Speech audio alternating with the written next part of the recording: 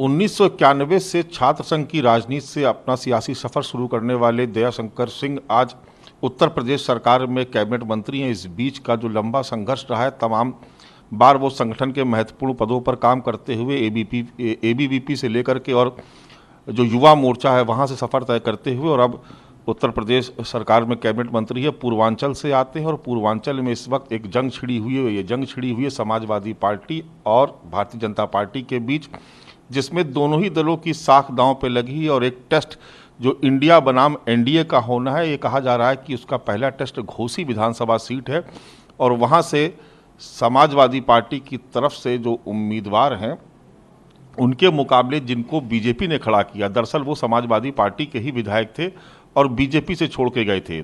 ओम प्रकाश राजभर भी विधानसभा चुनाव के वक्त समाजवादी पार्टी के साथ थे और अब इस वक्त वो भी बीजेपी के साथ है। तो दयाशंकर जी, ये माना जाए कि समाजवादी पार्टी के ही गेंद से आप पूरा मैच खेल रहे हैं, गेंद भी उन्हीं की, बैट भी उन्हीं का, लेकिन विनर आप बनना चाहते हैं। देखिए, माननीय मोदी जी और जोगी जी के कार्यों से प्रभावित होकर के तमाम विपक्ष के नेता जो राष्ट्रवाद में भरोसा रखते हैं, जो देश को विकास करना चाहते हैं, वो पार्टी के साथ आना चाहते हैं।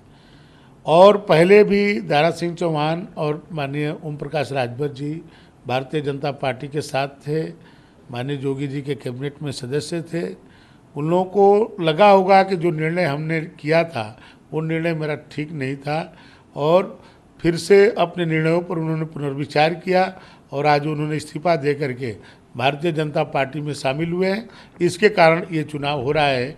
न भारतीय जनता पार्टी कोई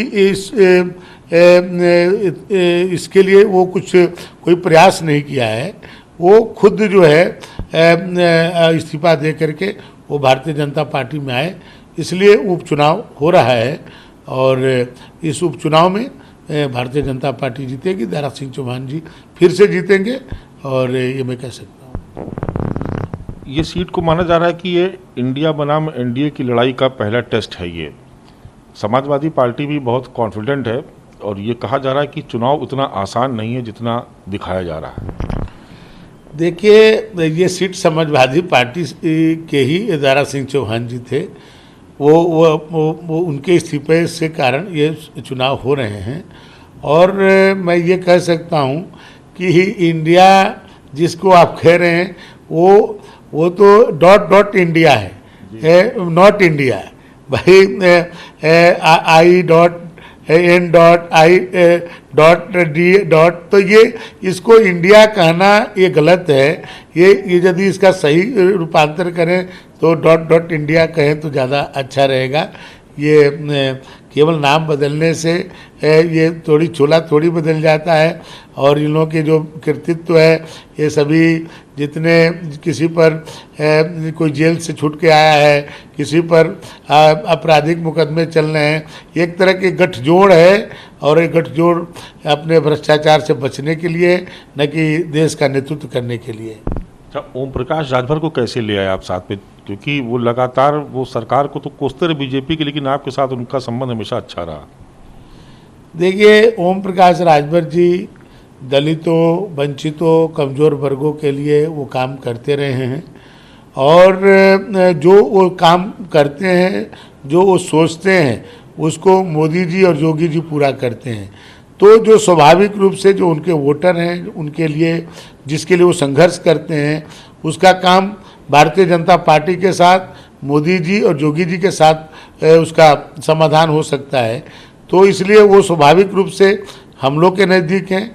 वो बेमेल गठबंधन किए थे, जब वो गए थे उस समय समाजवादी पार्टी के साथ, उस समय भी हमने कहा था कि ये बेमेल गठबंधन है, लंबा समय तक नहीं टिक पाएगा।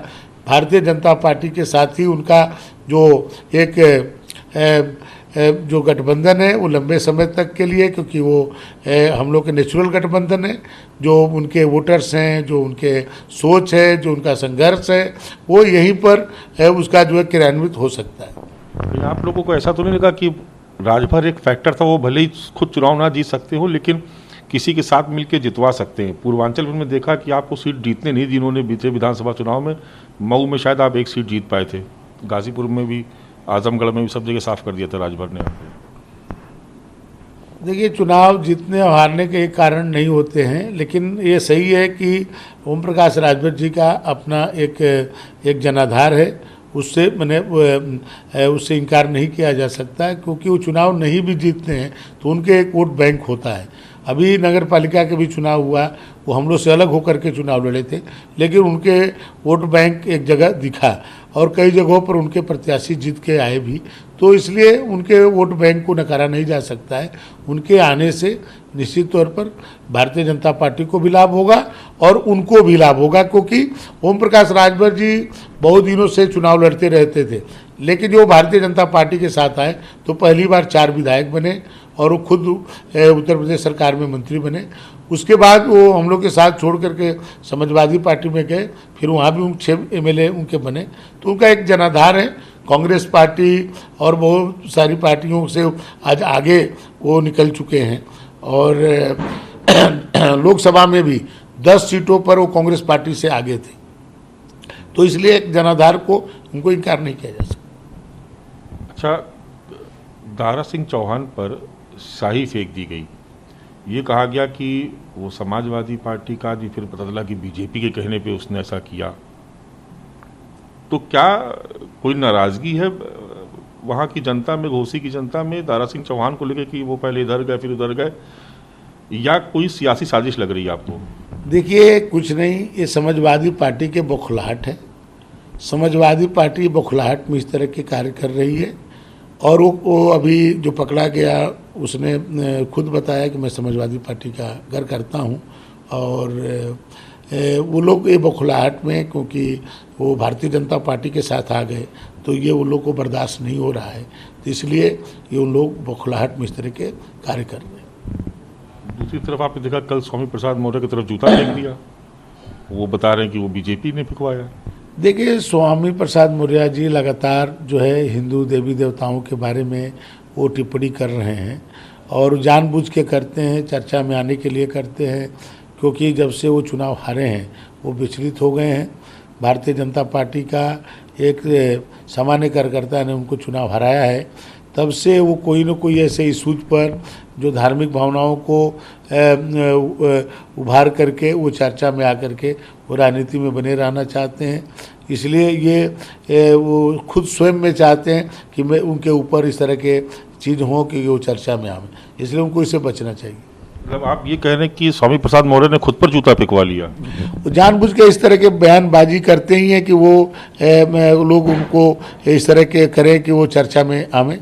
मैं कह सकता हूं, क्योंकि एक घटना होती तो बात समझ में आती, वो आए दिन एक इशू को छोड़ के फिर दूसरे इशू पर सभी देवी देवताओं के बारे में वो टिप्पणी करते हैं। वो क्यों करते हैं? जानबूझ के करते हैं। तो इसलिए ये मैं समझता हूं कि वो चाहते हैं कि इस तरह की चीज़ें हों जो उससे वो चर्चा में आए, उनको सहानुभूति मिले, इसलिए ऐसा करते हैं। पीडीए का क्या जवाब? एक अंतिम सवाल ले लेते हैं। पीडीए का पिछला दलित अल्पसंख्यक जिसको लेकर के वो चल रहे हैं, उसका क्या जवाब है भारतीय जनता पार्टी के पास? देखिए, पीडीए को छोड़िए, समाजवादी पार्टी अपनी कुनबे को बचाए। माननीय जो मुलायम सिंह जी ने जो धरोहर उनको दिया है उसको संरक्षित रखें, यही बहुत बड़ी बात होगी। जिन लोगों ने समाजवादी पार्टी को बनाया, जो संस्थापक सदस्य थे समाजवादी पार्टी को, उनको तो एकजुट रख नहीं पा रहे हैं। तो इसलिए ये कहना कि ये कुछ नहीं, ये सभी प्रयोग को करके देख चुके हैं। कांग्रेस पार्टी हो, कम्युनिस्ट पार्टी हो, ओम प्रकाश राजभर जी हो, या सबसे अपने घोर विरोधी जो पूर्व और पश्चिम कहे जाते बहुजन समाज पार्टी, जो मायावती जी जो स्टेट गेस्ट हाउस कांड हुआ, लेकिन उसके बावजूद भी दोनों लोग मिल करके चुनाव लड़े। मैंने 2019 में तो मोदी जी को लोहार को नहीं रोक पाए थे, तो अब तो मोदी जी की सुनामी बहेगी और 80 की 80 सीटें भारतीय जनता पार्टी जीतेगी। एक अंतिम सवाल और लेंगे क्योंकि उसके बगैर इंटरव्यू कंप्लीट नहीं हो पाएगा। प्रियंका गांधी को वाराणसी से चुनाव लड़ाने की बात चल रही। अजय राय भी पूर्वांचल से आते हैं, उनको कांग्रेस अध्यक्ष बनाया, प्रदेश अध्यक्ष। अमेठी से राहुल गांधी की फिर से दावेदारी। आप कह रहे हैं आप 80 में से 80 जीत लेंगे, तो अखिलेश यादव भी मैदान में होंगे, शिवपाल भी होंगे, प्रियंका गांधी भी होंगी, राहुल गांधी भी होंगी, तो इनको हरा के कैसे जीत लेंगे आप 80 में? देखिए, 2014 के चुनाव में कांग्रेस पार्टी केवल माँ बेटे केवल जीत पाए थे और समाजवादी पार्टी केवल अपने कुनबे को बचा पाई थी। लेकिन 2019 में राहुल गांधी जी चुनाव हारे और उसके बाद समाजवादी पार्टी के कुनबे, चाहे वो धर्मेंद्र यादव हो, डिम्पल यादव हो, ये सभी चुनाव में पराजित हो गए। केवल मुलायम सिंह जी बच पाए थे और मुलायम सिंह जी की सीट पर माननीय अखिलेश जी खुद चुनाव लड़े आजमगढ़ में और उस किले को भी हमारे दिनेश लाल निरहुआ जी ने ध्वस्त कर दिया है। अब इनके केवल मैनपुरी सीट बची थी जो परंपरागत सीट, वो भी उनके पिताजी की सहानुभूति के कारण उनको श्रद्धांजलि अर्पित लोगों ने किया। जितना मुलायम सिंह जी जिंदा थे और जब चुनाव लड़े थे उससे ज़्यादा वोटों ने लोगों ने उनको जिताया क्योंकि उनके प्रति लोगों की सहानुभूति थी। लेकिन इस बार का जब चुनाव होगा उस सीट को भी नहीं बचा पाएंगे। 80 की 80 सीटें भारतीय जनता पार्टी जीतेगी। तो आप हमारे साथ थे दयाशंकर सिंह, जो उत्तर प्रदेश सरकार में, योगी सरकार में कैबिनेट मंत्री हैं। दावा कर रहे हैं कि उत्तर प्रदेश में सभी 80 लोकसभा सीटें जीत करके भारतीय जनता पार्टी आएगी। लेकिन उससे पहले घोसी के टेस्ट, घोसी में जो एक मैच हो रहा है उसके नतीजे का इंतजार सभी को रहेगा। कैमरा पर्सन धर्मेंद्र कुमार साहू के साथ मानस श्रीवास्तव, लखनऊ, न्यूज़ 24।